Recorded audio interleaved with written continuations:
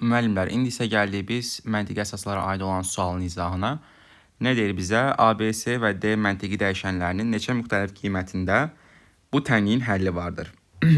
İndi əsas bu tənliyə fikir vermək lazımdır ki, bu tənlikdə bizə nə danışılır? Görürəm ki, burada bir implikasiya var. Ümumiyyətlə, gəlin bu ifadələri biz riyazi ifadələr şəklində göstərək.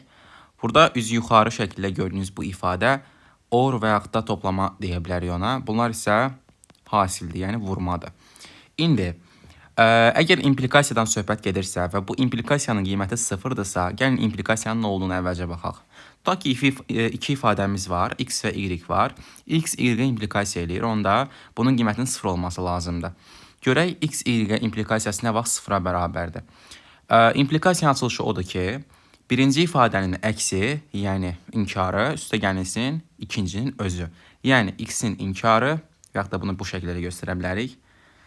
İkincinin inkarı üstə gəlsin, birincinin inkarı üstə gəlsin ikincinin özü. Bərabərdir sıfıra. İndi bu iki ifadənin cəminin sıfıra bərabər olması üçün ikisi də nə olmalıdır? Sıfır olmalıdır. Deməli, ilk bilirəm ki, nağdı nədir? Sıfırdır.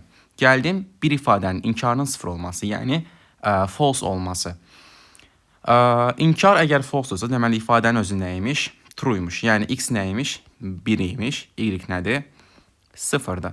Deməli, artıq bir cavabda, yəni siz doğruluq cədvəlini də qursanız görəcəksiniz ki, bir halda yalnız implikasiyanın cavabı nədir? 0-dır. Deməli, mənim bu birinci ifadəm nə olmalıdır? 1-ə bərabər olmalıdır. İkinci ifadəm nə olmalıdır? 0-a bərabər olmalıdır. Deməli, A-la B-nin cəmi 1-ə bərabər olmalıdır. Və deməli, A, C və D-nin hasili isə nə olmalıdır? 0-a bərabər olmalıdır. Maraqlıdır, gəlin baxaq. İndi, A-la B-nin cəmi nə vaxt 1-ə bərabər ola bilər?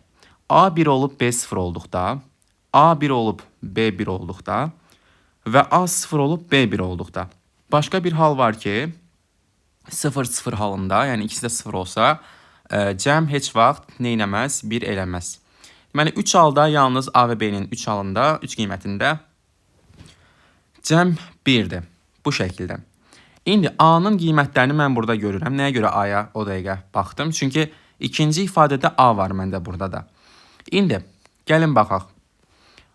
3 ifadənin hasilinin, 3 məntiqi ifadənin hasilinin 0 olması üçün onlardan ən az biri nə olmalıdır? 0 olmalıdır. Gəlin deyək ki, elə burada nağdı A var ki, 0-da, düzdürmü?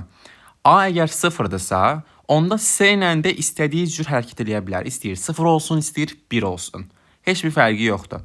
Deməli, artıq A əgər 0-dırsa, buradakı qiymətini gətirib yazdım bura. A əgər 0-dırsa, C ilə D-nin 2 halı vardır.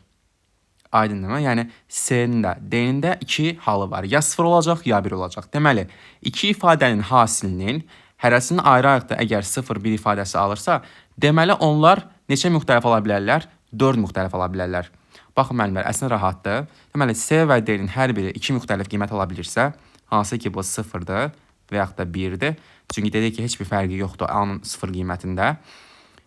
D də əgər 0-1 ala bilirsə, deməli, ümumilikdə kombinatorikadan bildiyimizə görə 0 və 1, 0 və 1 2 qiymət ala bilirsə, onda bu ACD, daha doğrusu CD 4 fərqli versiyada ola bilər.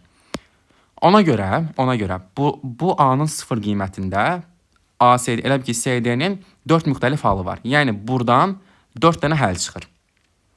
Bu şəkildə, yəni A0, C0, D0, sonra A0, C1, D0. Sonra A0, C1, D0, A0, C1, D1. Bu şəkildə 4 dənə müxtəlif versiya vardır. Belə, indi gəldim A-nın 1 olma halına. Baxaq görək burada vəziyyət necədir. Ümumiyyətlə, mən burada görürəm ki, A əgər 1 olsa, baxın, görürsünüz, 1 olsa, B ya 0 olacaqdır, ya da 1 olacaqdır. Yəni, onun çox da bir önəmi yoxdur. Ya 0-dır, ya da 1-dir. Yəni, B-nin burada 2 müxtəlif halı vardır. Getdik. Deməli, A 1 olduqda, B-nin 2 müxtəlif halı vardır. Yəni, fərq eləmir, B ya 0-dır, ya da 1-dir. Okey, bundan razıyıq. İndi gəldik buradakı ifadəyə. Əgər A 1 olsa, CD necə dəyişəcək? Aha, maraqlı sualdır. A əgər 1 olarsa, S ilə D istədiyi cür hərəkət eləyə bilmir. Çünki S ilə D-nin üzərinə məsuliyyət düşür ki, bizdən 1 heç olmasa 1 olsun, 0 olsun ki, cavab hasil sıfırləsin. Deməli, S ilə D deyir ki, bizim normalda iki müxtəlif halımız var. Yəni S, sən 0-1 ola bilirsən, D də mən də 0-1 ola bilirəm. Amma ikimiz eyni zamanda 1 olsaq, hasil heç vaxt 0 olmayacaq. Ona görə normalda bizim əgər 0-1, 0-1 olma halımız varsa, yəni ümumilikdə 4 mümkün halımız varsa, amma onlardan biri 0 olmağımıza mane olursa, yəni S də 1, D də 1 olsa 0 olmayacaq ki hasil. Ona görə bir mövcud halı mən buradan çıxıram ki, 3 dənə mövcud halda biz 0 ola bilək. Yəni S 0 olsa, D mən də 0 olsam, hasil 0. S sən 0 olsan, D də mən də 1 olsam, hasil yenə 0. S 1 olsa, D 0 olsa, yenə hasil 0. Amma ikisi də 1 olsa, hasil heç vaxt 0 eləməz. Ona görə mən buradan bir halı çıxdım. Bəs 4 nə idi müəllim? 4 isə S ilə D-nin ola biləcəyi mümkün halların cəmidir. Yəni 0-1, 0-1 olarsa 2 vur 2, 4. 4 dənə müxtəlif versiya var imiş sən demə. Deməli, 3 dənə hal buradan gəldi. 3 dənə hal S və D-nin deməli seçilməyindən gəldi. Bəs A ümumiyyətlə bir dənə halı var da, A-nın 1 olması. Baxın bu şəraitdə A 1 ola bilir, düzdürmü? Əla. Əgər A 1 olarsa, B də 1 olarsa, burada S ilə D-nin 3 müxtəlif halı vardır. A 1 olarsa, yenə A 1 olarsa, B 0 olarsa, yenə buradan 3 dənə müxtəlif halı var.